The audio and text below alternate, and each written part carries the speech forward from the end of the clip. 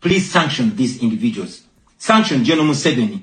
Sanction General Muhoozi. Sanction all the police and military officers that are responsible for gross human rights violations. Ebimu ku bigambo ebyayogeddwa His Excellency Robert Kyagulanyi Ssentamu bwe yabadde mu Geneva Summit. Wabula ebigambo ebyo njagala okutegeeza nti byongedde obunkenke mu bukulembeze bw'eggwanga erya Uganda. Bwongedde obunkenke mu State House. Wuliriza. Bwebweni bwe yabadde ayogera His Excellency Robert Kyagulanyi Ssentamu yasabye international community nti muteeke envumbo, muteeke sanctions ku General Kaguta Museveni ng'omuntu.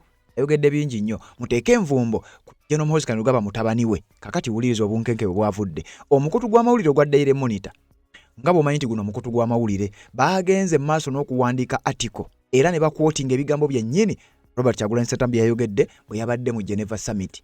Kati waayisa akabanga katono General Muhoozi Kainerugaba n'agamba mu Daily Monitor lwaki mupositinga ebintu nga bino amawulire gammwe gali negative tubakooye ate tugenda kudiringa nammwe mu bbanga eritali lyewala. Naye nga Daily Monitor twagenze okunoonya ku article eyo batadde ku website yaabwe bo babadde bakwotinga oba baalipotinze ku bigambo His Excellency Robert Kyagulanyi Ssentamu yayogedde ng'ali mu Geneva Summit. Wuliriza obunkenke buvaawa. Oluvannyuma lwa Daily Monitor okuteeka article eyo ku website yaabwe General Muhoozi Kainerugaba tweet yagenze maaso n'okukolebwa ng'agamba Ugandans who work for foreign media outlets and do everything in their power to belittle and humiliate their own country are going to face consequences. We shall pass a law on this matter. Bannayuganda abakolera emikutu gy'amawulire egy'ebweru nga bakola ekisoboka okulaba ng'ate baswaza oba nga balabisa eggwanga lyabwe n'okuliswaza eri international community bajja kufesinga consequences era tujja kuyisa etteeka kw'eyo ensonga yennyini. Byabadde ebigambo bya General Muhoozi Kainerugaba ng'ebyo byakabaawo. Then n'ayanukula omukutu gwa Daily Monitor ku tweet gye baakoze nga bagisimbuliza ku website yaabwe nga bagamba nti Bobi Wine calls for sanctions against Museveni and Muhoozi. Uliriza Daily Monitor yabadde eripotinga bulipotinzi nti bannange Bobi Wine bw'abadde ayogerako eri Geneva Summit asabye international community okuteeka envumbo ku General Museveni ne mutabani we General Muhoozi Kainerugaba. Ye Muhoozi n'abagamba lwaki mubiripotinga n'abagamba Daily Monitor we are sick and tired of your constant negative news. Tukooya amawulire gammwe agali negative. We will sort you out very soon. Tujja kubasotinga out banga eritali lyewala. Kakati olutalo bongera ogenda maaso n'okubanga lubaluka. Bino nno we byabeereddewo nga His Excellency Robert Kyagulanyi Ssentamu addressinga kye tuyita Geneva Summit mu kadde ke kamu nga waliwo ababadde ku ludda oluvuganya ng'ate bo bali mu kusala ddiiro badda mu kibiina kya NRM ku nsonga ezitaategeerekese. Gye buvuddeko bino nno byonna ngenda bikuwa. Twakuwa amawulire ng'omukulu oyo gw'olaba amanyiddwa nga Yusufu Nsibambi Honorable akiikirira abantu ba Mawokota South genda mu State House ne Latifu Ssebaggala n'abalala be bataayogera. Bano nno mu kugendayo mu kunnyonnyola baategeeza nti kibadde kibatutteyo kuteesa ne gavumenti balabe ng'abasibe bateebwa. Wabula abasibe tebannateebwa. Njagala okutegeeza abagenda okuteesa mu kadde kano abamu batandise okusala eddiiro officially nga bagenze mu NRM. Yoweri Ssenyinya alina byayogedde ku musajja oyo era n'ebigambo ogenda biwulira. Honorable Betty Nambooze alina byayogera gye buvuddeko ku musajja oyo byonna ngenda kubeera nga mbikuwa naye ng'ensonga enkulu bivudde ku lutalo olugenda maaso oluvannyuma lw'ebigambo bya Robert Kyagulanyi Ssentamu byayogedde mu Geneva Summit byongedde olutalo n'obunkenke mu State House. General Muhoozi Kainerugaba yafyuminze yatabukidde omukutu ogwa Daily Monitor okulipotinga ebigambo Robert Kyagulanyi Ssentamu bye yayogedde. Yabagambye tukooya amawulire gammwe agali negative era tugenda kubasootinga mu bbanga eritali lyewala. Olowooza Daily Monitor ngenda kukusomera article eyo gye baawandiise era njagala ogitegeere bulungi nnyo nga bategeeza ensi Robert Kyagulanyi Ssentamu biki byayogedde ate nga naffe ku mikutu egy'enjawulo twabirabye nga ddala byo byayogedde. Kakati obuzibu bwandiba nga buvuddewa. Njagala owulirize bulungi nnyo oluvannyuma lw'akalango kano ngenda kuba nga mbikutottolera. Nga z'obufumbo olina omwami naye ng'akutawaanya, olina omukyala ng'akutawaanya, bajja ne bakwagalako ne bagenda. Gwe alina ebizibu mu byenfuna nga ssente zikuyita mu ngalo, w'oteeka ssente zifa bufi b'owola tebazza. Gwe aloota ng'ogwa mu nnyanja, gwe alumizibwa omutwe nga guganja okuwona, naawe aloota ng'ebintu bikozesa ensonga z'obufumbo. Nina ekifo ku mugga awali amayinja wennyambululirako ebisiraani, ekikwa, ekifiiriza, omudibo, obutaganja, obutaweebwa. Nzijanjaba abantu ab'enzikiriza zonna, nsiŋŋaanibwa njeru ku lw'ejjinja. Gwanjagala kuba ku nnamba yange eyo, naawe ali ewala ennyo yita ku WhatsApp. Yes, webale kubanga okyagoberera yonna gy'osinzira okubanga gy'otulabira ku mukutu gwa Red Zone TV atanaba kubanga osubscribe tubeere nanawe amaze okuba ng'osubscribinga genda mu comment section teekayo obubakabo ku nsonga ez'enjawulo ze tuba tukuleetedde ate tubeere nga tutambula vidiyo giwa ekigalo kuba gy'okoma okugirayikinga gy'ekoma okubeera ng'etambula ensonga ne ziba nga zitambulira ddala bubaya sana nnyo naawe gy'osinziira n'oba ng'ogenda mu maaso n'okuba ng'ozitegeera bwe tuva wano ku mukutu ogwa Redison TV wano wondabira era vidiyo eno bw'ogimaliriza tugenda ku mukutu gwa Uganda 24 live tugenda kubeerako era live n'ensonga zezimu tubeere nga tuzitematema eyo ojja kuteekayo endowoozayo era tujja kuba tugisoma live badde ako kakati wano njagala kunnyonnyola olutalo lwavuddewa ebigambo bya His Excellency Robert Kyagulanyi Ssentamu mu Geneva Summit byongedde obunkenke bireese olutalo wakati w'ab'obuyinza n'egimu ku mikutu gy'amawulire lwaki mwabiripootinze kakati wuliriza omukutu ogwa Daily Monitor gwagenze ne gulipootinga ebigambo byennyini His Excellency Robert Kyagulanyi Ssentamu bye yayogedde yabadde mu Geneva Summit wabula nga sinnakusomera article eno Daily Monitor biki bye yawandiise katusooke tuddemukko ku bigambo Robert Kyagulanyi Ssentamu bye yayogedde nolooza obuzibu bwavuddewa kubanga katambi kabadde kawanvumukko naye njagala tuggyeko kko bino byokka ebitono byavuddeko obuzibu wano mu yayogedde ng'afundikira ebigambo bye yayogedde Daily Monitor bye yakwotinze bivaako obuzibu era bwenjogerera obunkenke bweyongedde wuliriza Museveni and his thugs denied their crimes. They killed our people and denied it. They tortured people and denied it. They raided our houses and denied it. General Museveni has been a smart dictator because he puts on a suit, goes to the West and to the UN, speaks very nicely about democracy and human rights, but realistically, he does not mean any of those. He talks about our so-called Human Rights Commission in Uganda, but the same person closed the UN Human Rights Office in Uganda 2 years ago because they dared to question him about his atrocities. Now that is how he has been able to maintain a facade of democracy for 40 years and counting. But now Museveni is 83 years old, and his 51-year-old son, Muhoozi Kainerugaba, commands our military, the Uganda People's Defense Forces, more like Uganda's defense against his own people. And he's effectively in charge. Unlike his father, Muhoozi does not play the role of a good dictator. He openly and shamelessly says despicable things on social media. On Twitter, he openly confesses and brags about committing atrocities against the people of Uganda. When he was summoned by Parliament, he called Parliament a house of clowns and fools, and he threatened to arrest all of them. He describes judges of the Supreme Court of Uganda as clowns in wigs, and he has threatened to crush all journalists that dare to criticize his actions. In April last year, he abducted, detained and tortured my close friend and bodyguard called Eddie Segufu, also known as Eddie Mutwe. He later on posted on Twitter naked pictures of Eddie, boasting that Eddie Mutwe was in his basement learning Museveni's mother tongue, Unyankole. Last month, he bragged about killing 22 of my friends, and he said that he's praying that I am the 23rd person for him to kill. In other words, Museveni and his son no longer fear international retaliation for their crimes. They've been so emboldened by your lack of action. They know that they can murder their own people, imprison them, torture them, remove their fingernails, push needles down their testicles, and nothing will happen to them. Now, they're using rape as a weapon. Boys and girls, men and women, people of all ages have reported being sexually assaulted by Muhoozi's military. And it's not rare. The majority of the people that they capture and unlawfully imprison have reported being raped, whether men or women. It is no longer possible, ladies and gentlemen, for the international community to deny Museveni's violence and atrocities. It's all over social media. And today, I am talking about it to you. Now, this is our call to action. The way I see it, if the international community continues to be complacent, then Uganda will go from bad to worse. Museveni and his son's military will massacre many more innocent Ugandans. You, ladies and gentlemen, in the Western world, will be forced to grapple with millions of Ugandan refugees pouring into your countries. And maybe then, the international community will come and commiserate with the people of Uganda, just like they did after the genocide in Rwanda, but it was too late. The second option is that the international community rises to the occasion. You stand by the values that you profess, democracy and human rights. You can rein in on General Museveni and his son through targeted sanctions as well as financial and legal pressures.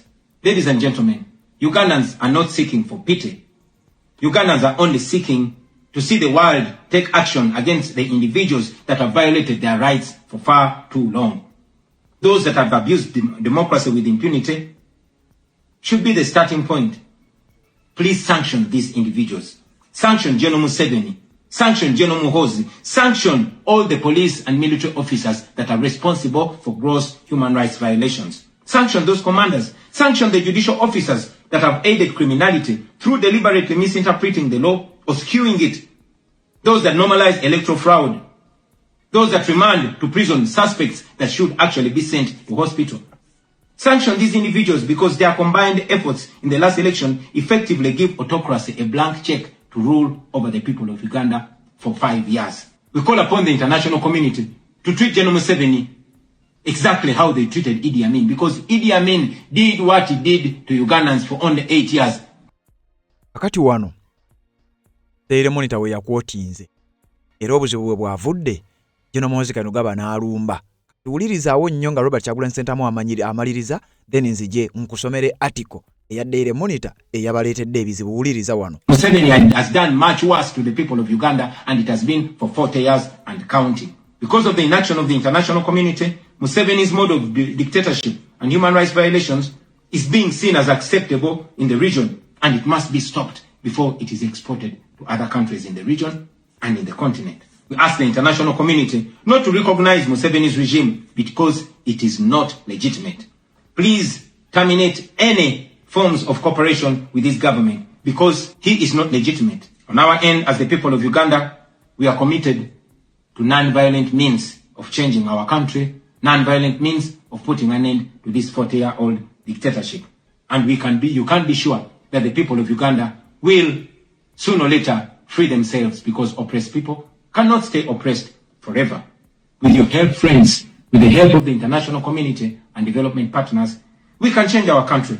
We can liberate Uganda before it is too late. I thank you for listening to me, for God and my country. Ebyabadde ebigambo ebya His Excellency Robert Kyagulanyi Ssentamu mu Geneva Summit olunaku olwajjo enaku z'omwezi nga 18 omwezi gwa 2026. Kakati ebyo ebigambo nga bw'obiwulidde Daily Monitor bye yakwotinze mu article eno gye njagala tuyitemu ffenna.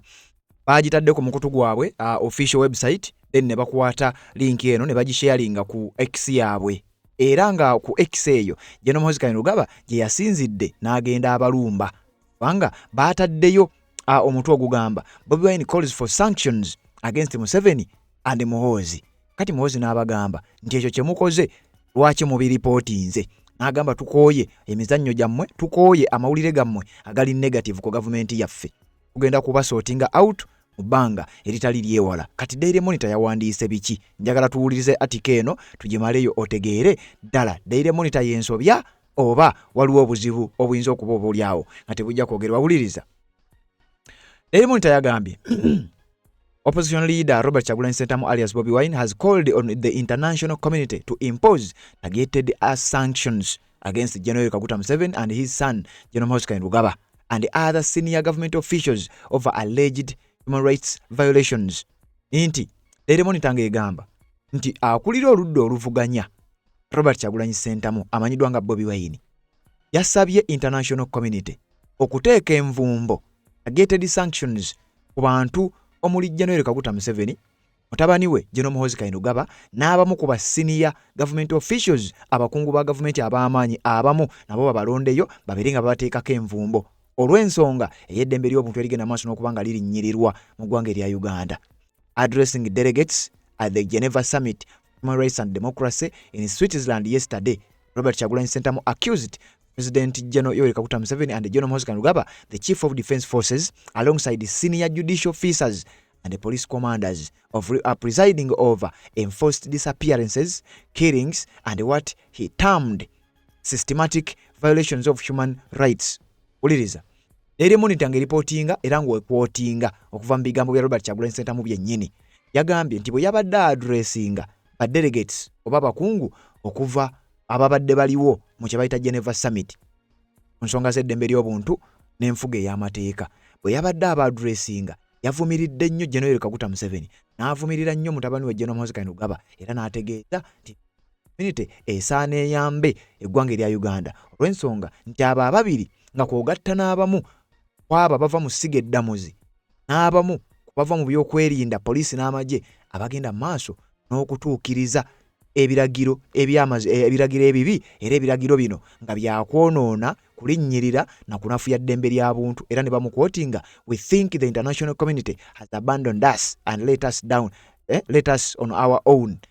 Robert Kyagulanyi Ssentamu yabyogedde nti nkakasa oba nsuubira kirabika mmwe abasajja ba international community tulekeredde mutusuddewo era kirabika temutuliiko mutulese tubeere ku lwaffe. Ebigambo ebyo yabyogedde bwe yabadde mu Geneva Summit era mu kubyogera Daily Monitor bo ne babikwotinga ne bagamba nti kati tujja kubitegeeza abantu bw'ati bwe yagambye era Daily Monitor bw'etyo bwe yakikoze. Kakati awo ebigambo byabadde bikyali bingi era bikyagenda nkyabikuwa tetunaba kubanga ate tumaliriza. Uliriza, we are not asking for too much. Tusaba bingi byabadde bigambo bya Robert Kyagulanyi Ssentamu. We are only asking for targeted sanctions against General Muhoozi Kainerugaba, General Museveni and his son Muhoozi Kainerugaba, the other top police and judicial officers who have blocked the justice system, Robert Kyagulanyi Ssentamu said. Daily Monitor no ye reportinga Robert Kyagulanyi Ssentamu bye yayogedde nti yasabye yategeeza international community nti ffe tetusaba bingi wabula tusaba kintu kitono era kyetusaba kwe kuteeka sanctions General Muhoozi Kainerugaba ekitaawe General Yoweri Kaguta Museveni.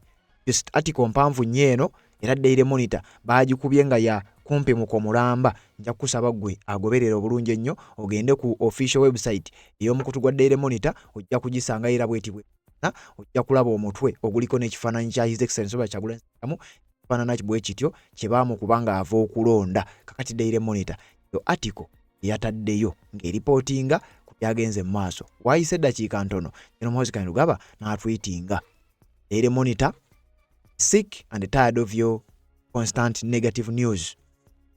Sort you out very soon. Bakooye era tujja kuba sootinga wangu obw'ekika ekya waggulu. Kati awo genda mu comment section ombuulire Daily Monitor kiki yakoze. Kyokka ng'eyo tweet yagenza okujja ng'olwedde waliwo eyakasooka okubaawo gwagoberera omukutu gwa General Muhoozi Kainerugaba bino oyinza okuba abirabyeko ng'agamba Ugandans who work for foreign media outlets and do everything in their power to belittle and humiliate their own country are going to face consequences. We shall pass a law on this matter. Bannayuganda bakolera emikutu gy'amawulire egy'ebweru abagenda mu maaso n'okukola kaweefube okulaba nga muswaza n'okulabisa ensi yammwe ya Uganda. Mujja kufeesinga embeera enzibu ennyo era tugenda na kuyisa etteeka nsonga eyo. Kitegeeza Uganda abakolera emikutu egy'amawulire egy'ebweru beebyabwe birabika tebigenda kuba birungi oluvannyuma lw'ekiragiro okubeera nga kyali. Era essaawa yonna bakugambye banaatera n'okuyisa etteeka eryo. Ebigambo bya His Excellency Robert Kyagulanyi Ssentamu nga yakamala okubyogera obunkenke ne bweyongera State House. Obuyinza bw'eggwanga erya Uganda ebintu bikyali bizibu. Lwaki? Oluvannyuma lwa General Kaguta Museveni okulangirirwa ng'omuwanguzi mu Uganda tewalabikayo bikujjuko biserebulatinga. Ensi ezitannaba kubanga zimuyozaayoza ne we tutuukidde kati ensi zikyali nnyingi nnyo kubanga ensi zokka ezaakamuyozaayoza ntono nnyo bwe nzikebera wano nsobola n'okuzibala. Era njagala kutegeeza gwampuliriza owetegereza amawanga gano gengenda okusomera agayozaayoza General Yoweri Kaguta Museveni agasinga yeeke eggwanga lya Kenya. Waliwo ggwanga olyawo yoyinza kuteeka ku mwanjo naddala amawanga ago agayina enfuga ey'amateeka. Obuno nno obiraba ng'ebitono naye bimu kubivaako obunkenke era ebigambibwa okuba bitadde abasajja ku bunkenke. Kakati wuliriza. Ennaku z'omwezi 17 Febu 2026 Simon Yabakama yalangira General Kaguta Museveni mbwa wangudde n'ebitundu 7.1 ntundu kagambu 5 ku buli 100. Naye tekifaananye nga bulijjo amawanga gabadde nga gayozaayoza abakulembeze nga bawangudde akalulu. Kati wulira eggwanga lya Kenya President walyo William Ruto yayozaayoza. Eggwanga lya Rwanda Paul Kagame Rutagambwa yayozaayoza. Eggwanga lya Egypt Abdel Fattah al-Sisi yayozaayoza.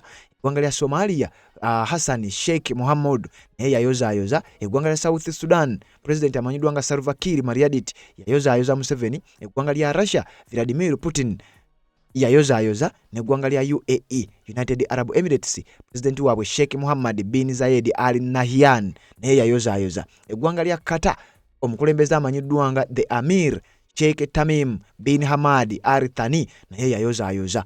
Kitegeeza balabala amawanga 1-2-3-4-5-6-7-8 yakayozaayoza omukulu amanyiddwa nga General Yoweri Kaguta Museveni. Emikago kuliko omukago gwa African Union, chairperson waagwa amanyiddwa nga Muhammad Ali Yusuf yayozaayoza, ne IGAD, omukago gwa IGAD agukulembera amanyiddwa nga Dr.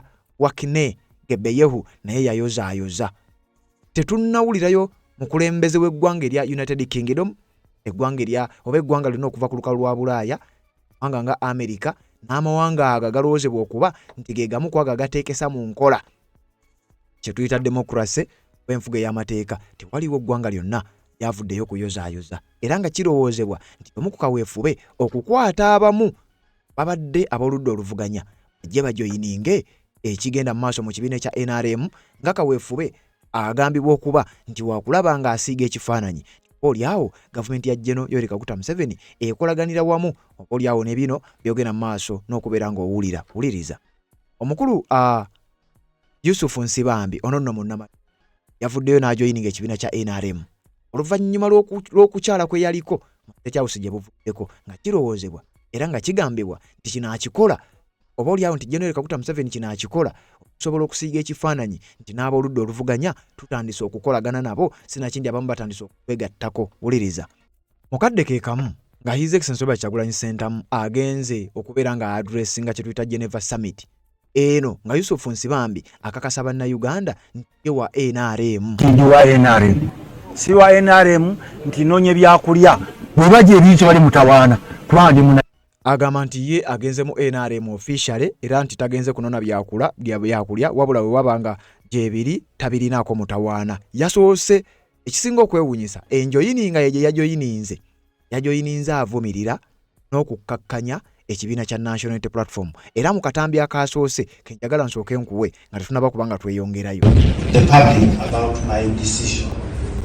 First of all, throughout my time at the university, I've been in active politics as an activist. Akatambi kano eddoboozi si ddungi nnyo, ndowooza tukagendemu ffenna nsobole okubanga kesi nga ebigambo tebivuddeeyo tubeere nga tubinnyonnyola. Nsibambi wanaagamba nti ali mu kunnyonnyola ategeeza aba NRM oba ategeeza General Kaguta Museveni ebbanga lye yamala university n'ebbanga ly'amaze obufuzi bw'eggwanga erya Uganda, amaze ebbanga nga activist mbu nga mulwanirizi wa ddembe, naye teweerabira ono abadde wa kibiina kya FDC ekyasigala enajja nankumbi oba ekibiina ngambe generally ekyatandikibwa Kano Kizza Besigye. Amaze ebbanga nga wa FDC era ne mu parliament bwe twogerera ye Nampala oba chief whip w'ekibiina kino. Kakati wulira byayogera. If you look at the UID, we are the people who essentially started it when we had just left school. The Namayanjas, the Ziges, the Lumes, and others. So I've been involved in politics and I've been watching. I've never been NRM all along, and all the debates go hall to hall castigating the NRM. Later on, when I joined politics after close to 27 years as a lecturer at the Faculty of Law, I got closer to politics. First in the Reform Agenda, then in FDC. I was the Deputy President of Dr. Kizza Besigye Central, and I was the legal advisor, as the Right Honourable Speaker said. We engaged in so many petitions to do with elections and other matters, administrative or otherwise, in FDC. I was also the chairman of the Electoral Commission of FDC. Now I'm the current the Deputy President, Central, can call it Uganda, in FDC. We've had so many parties emerging from FDC, Freedom Alliance of Honorable Betty Kamya, and of General Muntu, now PFF, of Kwago, but now I'm based, until yesterday, I was based at Najanankumbi with FDC. So I've been involved generally in politics, the petrol, the youth, now at FDC. Then I became a member of parliament until I think May this year, Mawakota County South. So I've interacted with politicians and communities. Coming up with this decision was in the recent elections. No one can believe that I lost Mawakota, but I sincerely lost. The population is saying something different. For us as politicians, we are saying something different. If you look at the politics as it is, I was appointed by Mr. Kyagulanyi as a shadow minister of works and transport. So when I became the whip, I dropped that, but I still continued attending or participating in shadow meetings. Throughout the 4-5 years, we have never sat as parties to agree on any position. You would say this is a coffee bill. You get a decision.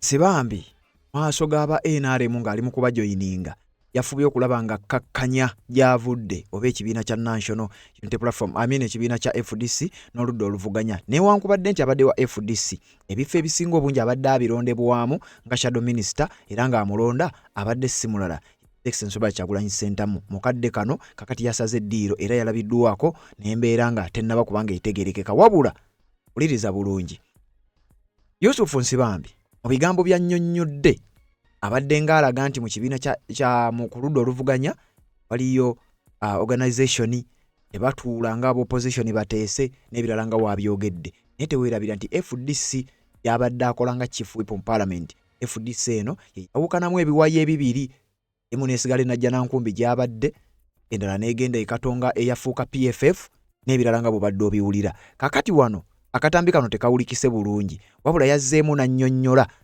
ategeeza nti wa NRM wabula nga sinnaka kuwa kano yagala nsooke nkuwe ku bigambo by'abamu ku bakulembeze abalala aboogedde Honorable Betty Nambooze yayogera dda ku musajja ono yebuuza ddala Nsibambi byakola abitegera bulungi nnyo ddala kiki Nsibambi atuswazizza nnyo atujjukiza omugenzi Nsibambi era kati ntandise okubuuza abasajja abagezi abava e Makerere eyo lwaki we batuuka mu byobufuzi balemererwa okuba ab'ensonga nga titubadde tulowooza nti bannaffe bagagga nti bannaffe basoma nti bannaffe bafunye buli kirungi nti tewakyali nsonga yonna ebakwasa maddu kwefuula buli kaseera ffe mu Buganda ne tubeera n'abasajja abayivu naye nga watuuka ekiseera eky'abasajja okuyimirira ku nsonga nga amagulu entegetege zibafamba nga bekkirira bye bigambo bya Honorable Betty Nambooze wabula nga ne leader of opposition naye ayinako bye yayogedde ku nsonga za Nsibambi jjukira Joel Ssennyonyi yabadde boss wa Nsibambi mu parliament era Ssennyonyi naye ayina obubaka bwe yawadde abuweereza Nsibambi ne bannayuganda era ku nsonga ezo nga zimaze okubaawo mukadde ke kamu nga His Excellency ali mu kwadressinga Geneva Summit wulira Ssennyonyi bwe yagambye. We have seen that crossover, that announcement made by the Honorable Yusuf Nsibambi. He decided to start his fasting season, the Ramadan season, by crossing over to the NRM. That's his right. And what we have been saying is that it's good that he is now forthright about his intentions, because the past few days he's been pretentious about the situation. And some of us came out and said, look, Robert Nsibambi, we know you did not make it in an election. It's probably you have some debts to take care of. It's probably you need a job here and there, Minister of State, RDC, whatever the case might be. Come clean about your intentions. Others have done so. There's many people that have crossed over in the past years, and they didn't begin to pretend by saying, look, I'm holding discussions on behalf of the opposition over this issue, over the other issue. Yet really he was having meetings to secure his crossover and for him to get a placement, a job of sorts. That's entirely his right. And we are glad that the truth about all of what he has been engaged in has come to the fore. We wish him well. He's not the first to cross over. As we have said severally, some would ask, does this not weaken the forces of change or the opposition for that matter? No, for two reasons. Number one, several people have crossed over before, but they don't cross over with the people that they lead, and they cross over on their own. But most importantly, the issues of concern do not go away. Just because one individual has crossed and joined Mr. Museveni, poverty remains, poor service delivery remains, corruption remains, etc., etc., bad governance, and so on. And these are the issues that the people of Uganda are concerned about. Opposition to Mr. Museveni and his regime is not just us, the leaders.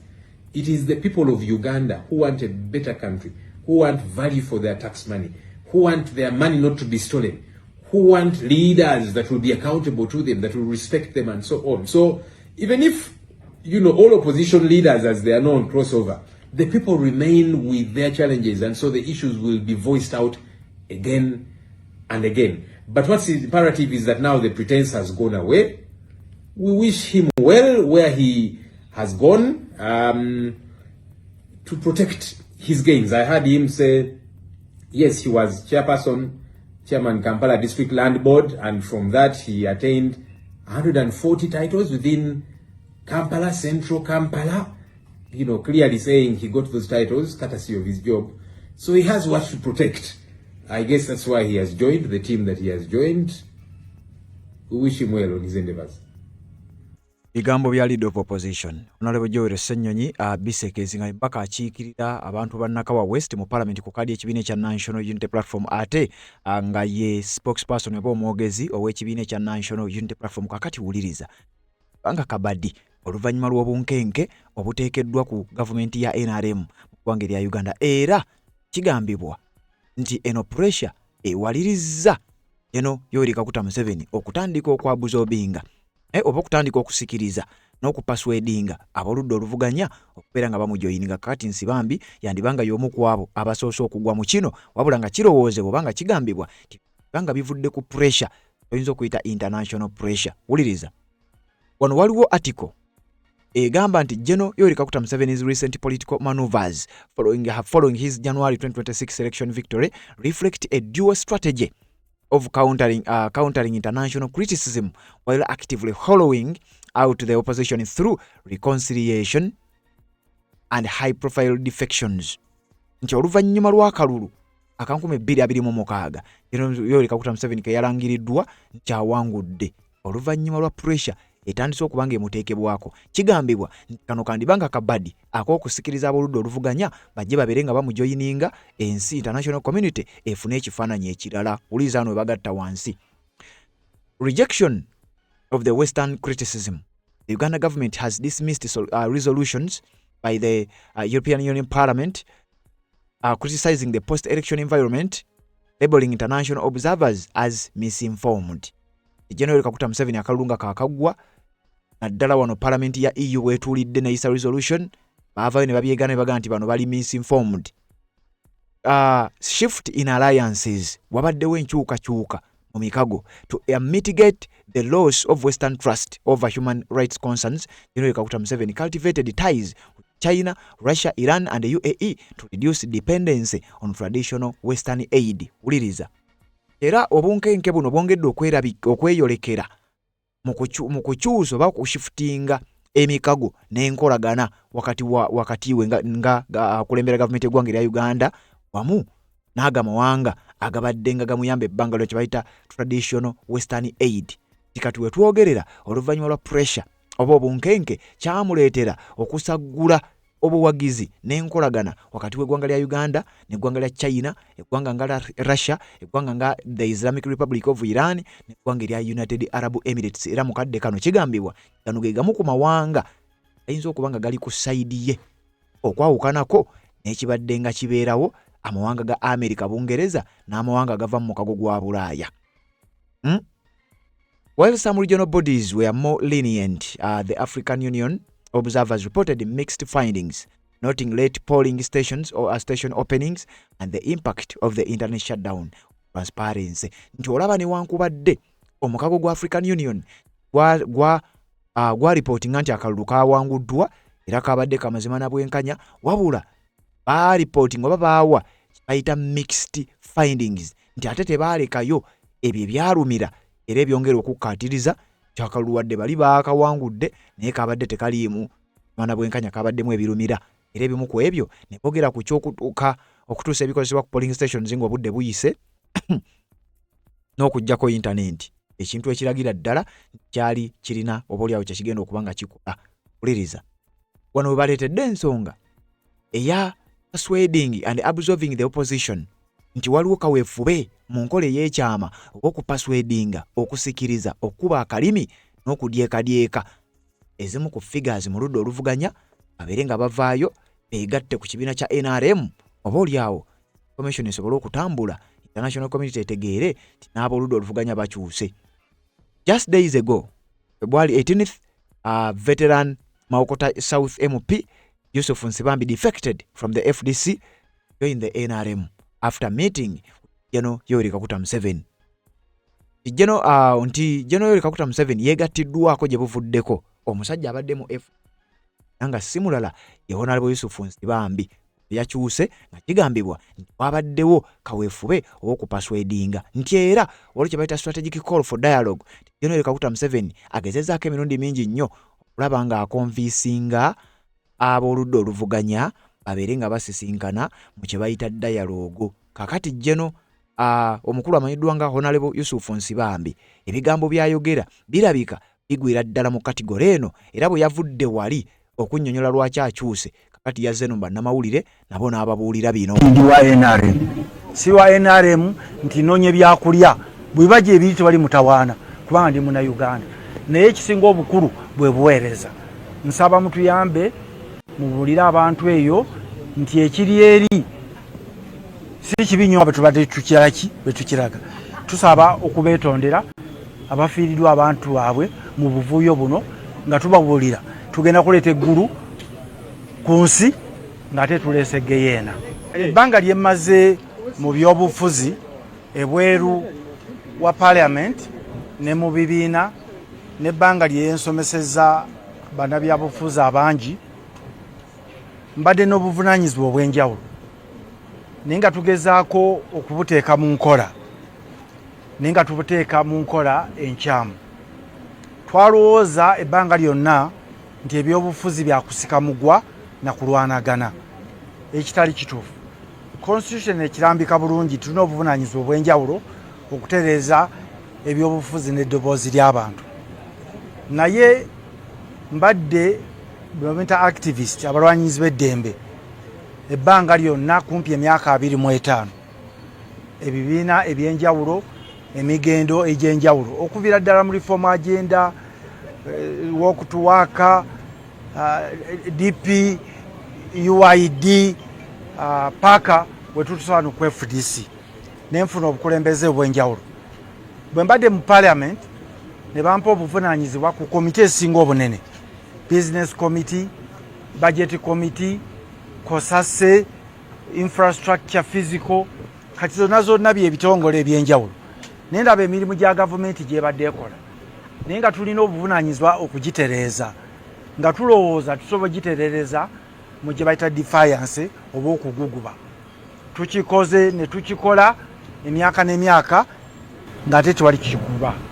Bwe twagenda mu kalulu ne bampa obuvunaanyizibwa okuba minisita w'ebyenguudo n'entambula n'embeera nga tenze nampala we FDC mu parliament abaka 31. Twagenza okumaliriza kati FDC erina ababaka 9. Bakama baffe abatukulembera ab'oludda oluvuganya bali mu bantu nga 6 kati bali 4 ate n'entambula yaabwe tetegerekeka okuggyako okuleeta obwegugungo obuleese amaka mangi nga gakaaba. Bwe nayogera ne President Museveni nga n'akalulu tekanabaawo ne mugamba tutambuze embeera eno bweti ne tukulembera ne bannaddiini abalala tubadde mu nkiiko ez'enjawulo nakamusisiŋŋana emirundi nga 5. Bwe twogedde ne ndaba nti Museveni gwe nali manyi si ye Museveni oli yennyini ng'omuntu awuliriza, alina think tank, yeebuuza ekitali eno waffe twegulumiza bwegulumiza. Mbadde nsaba bannayuganda mututegeere, ffe abasaze eddiiro nga bwe mukiyita ne tujjamu NRM tukkiriza nti eri tewaliyo waaka okujjako okuteeka abantu mu mbiranye ne politics ebyo byobufuzi ebyeffitina n'enkuubiiro. Siri malayika, nze bwe banda bandiddemu olukwe mundabye nti nzize kukola nja kubagamba era nga bwe mbadde mbagamba nti abaana babasibye kakati sinza buganda tebalina bwesigwa batadde abaana tubayita abaana abawala n'abalenzi 34 empigi gyenva kusooka badde bagera kuta abaana weekend watenda kugwa katano omuli Sauda Madada n'abala listing lina affe ate abaffe owekitiibwa Lukwago ne owekitiibwa Ssenyonyi ne Katana ne bali mwezo ne bempi kati bagenda bulikomera kukomera temukkiriza gavumenti yenenye lwaki abasiba gweno gavumenti eyinza okwenenyeza okusiba badde bagenda kutabalala 72 mu wiiki 2 kakati bana batuliddemu olukwe nga tugati banaye je tuzze ne batuliddemu olukwe nga ngenda bujjeno ngazokufumbo olina omwami naye ng'akutawanya olina omukyala ng'akutawanya bajja ne bakwagalako ne bagenda gwe ayina ebizibu mu byenfuna nga sente zikuyita mu ngalo wooteeka sente zifa bufi boowola tebazza gwe aloota ng'ogwa mu nnyanja gwe alumizibwa omutwe nga guganja okuwona naawe aloota ng'ebintu bikozesa ensonga z'obufumbo nina ekifo ku mugga awali amayinja wennyambululirako ebisiraani ekikwa ekifiiriza omudibo obutaganja obutaweebwa nzijanjaba abantu ab'enzikiriza zonna nsiŋŋaanibwa njeru ku lw'ejjinja gwanjagala kuba ku nnamba yange eyo naawe ewala ennyo yita ku WhatsApp.